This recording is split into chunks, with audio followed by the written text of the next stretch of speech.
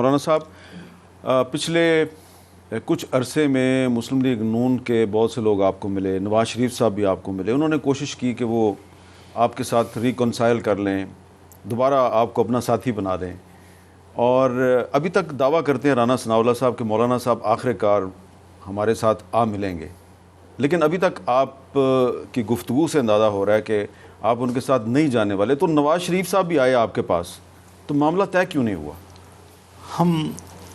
ہمارے اور مسلم لیگ نون کی دوستی کچھ اس نوعیت کی ہے کہ ہم دوست رہنا چاہتے ہیں، لیکن ان کی کوشش یہ ہے کہ میں ان کے ساتھ جا کر ملوں، اور میری کوشش یہ ہے کہ وہ ہمارے ساتھ آ کر ملے.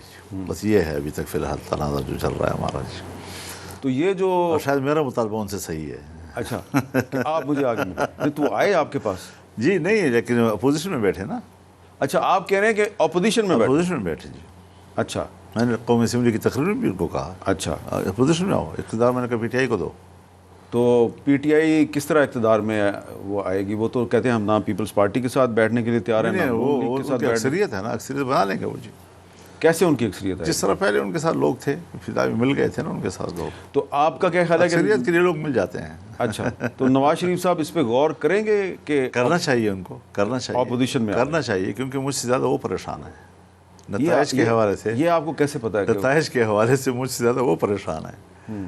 مجھے پتا ہوتا ہے نا، اپنے دوست کا آدمی کو پتہ نہ ہو تو پھر کیا کرے گی. میرے بڑے بھائی ہیں وہ. اچھا، تو آپ کے بڑے بھائی ہیں، تو الیکشن سے پہلے کیا یہ درست ہے کہ مسلم لیگ نون نے آپ سے یہ کہا تھا کہ آئیے آپ ہمارے ساتھ مل کے الیکشن لڑیں، لیکن شیر کے نشان پہ لڑیں؟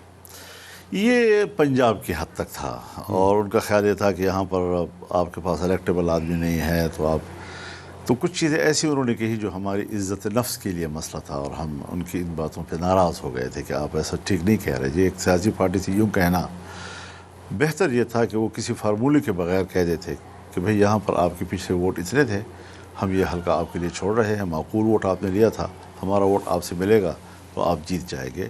یہ حق تھا ہمارا ان کے اوپر، لیکن ان کو شاید یہ بات بھری نہیں لگی یا مناسب نہیں لگی ہوگی، تو انہوں نے پھر ہمیں الیکشن میں حصہ داری نہیں دی. تو کہیں وہ ضرورت سے زیادہ خود اعتمادی کا شکار تھے؟ ضرورت سے زیادہ خود اعتمادی کا شکار تھے. ان کا خیال یہ تھا کہ ہر شخص ان کو ووٹ دے رہا ہے، اور کسی اور پارٹی کی ہمارے پارٹی کے ساتھ گنجائش نہیں ہے. آپ نے دیکھا نا جب میاں صاحب تشریف لائے باہر سے اور امید پاکستان بن کر تشریف لائے، تو لاہور میں جو ان کا جلسہ تھا یا استقبال تھا ایئرپورٹ پر، تو اکیلے مسلم لیگ نے کیا، کوئی دوسری پارٹی کو تو نہیں دعوت دی انہوں نے. اور اس وقت تک تو وہ پی ڈی ایم کا حصہ تھے اور آپ پی ڈی ایم کے سربراہ کسی کو تھے. نہیں بلایا اس کے باوجود.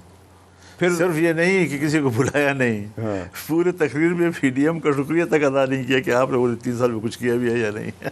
اور اس کے بعد پھر آپ نے اسحاق ڈار صاحب کے ذریعے ملاقات کا پیغام بھیجا،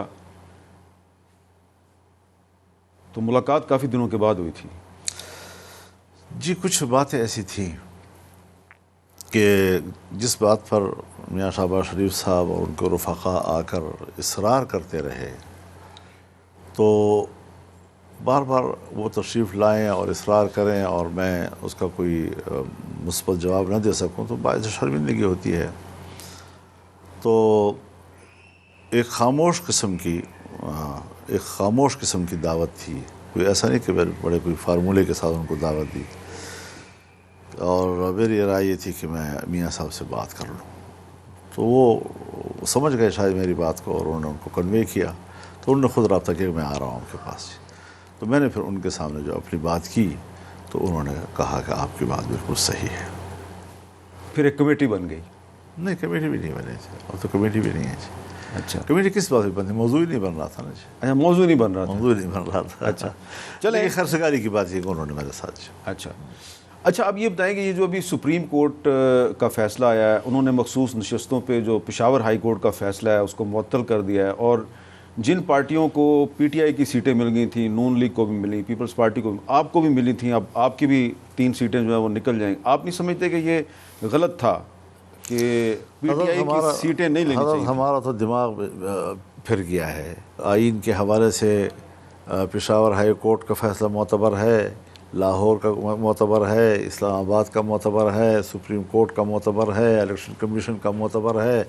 قوم کو ایسا کر دیا ہے کہ سمجھ میں نہیں آ رہا کہ فیصلے کی आखिरी क़ुव्वत कौन है जी? बनाते हैं फिर बिगाड़ते हैं, बनाते हैं फिर बिगाड़ते हैं, बनाते हैं फिर बिगाड़ते हैं, और उनकी मर्जी है जिसको मेंबर असम्बली का बनाया जिसको ना बनाए।